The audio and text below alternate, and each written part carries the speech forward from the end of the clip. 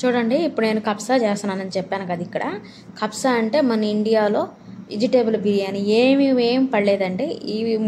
ఇటు వారికి వస్తువులు ఉంటే చాలు. చూడండి, ఇది సన్నలుగా కోసుకోండి, ఇది కూడా సన్నలుగా కోసుకోండి, ఇది సన్నలుగా కోసుకోండి. ఎర్రగడ్డ నేను ఎర్రగడ్డ ఆల్రెడీ వేయించున్నాను నేను. ఇప్పుడు ఎర్రగడ్డ వేసి దోరగా వేయించండి. దోరగా వేసి ఎర్రగడ్డ వేయించిన తర్వాత పచ్చిమిరపకాయ పెద్దది కాల్చుకున్నాం కదా, దాన్ని వేసి వేయించండి. ఈ చికెన్ వేసేసి అర్ధగంట ఇప్పుడు వేద్దాము. చూడండి, వేసేసిన తర్వాత కరెక్ట్గా అర్ధగంట టైం పెట్టుకోండి. అర్ధగంట ఉడికిన తర్వాత, ఎక్కువ ఉడికితే కూడా టేస్ట్ ఉండదు. అర్ధగంట ఉడికిన తర్వాత చూడండి, చికెన్ ఉడికిపోయింది. అర్ధగంట ఉడకబెట్టాను. ఇప్పుడు దీన్ని పక్కన తీసేసి, ఇది నూనె అండి, నూనెలో చికెన్ వేయించండి.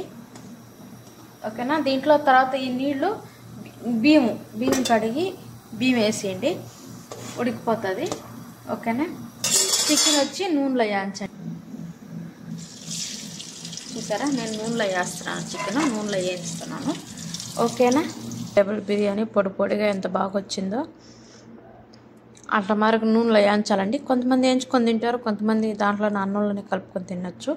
మా ముసలామి హలీబు, పాలు, పెప్సీ, మజ్జిగ మా ముసలాంకి ఇది. చూసారా. ఓకే, బాయ్ అండి.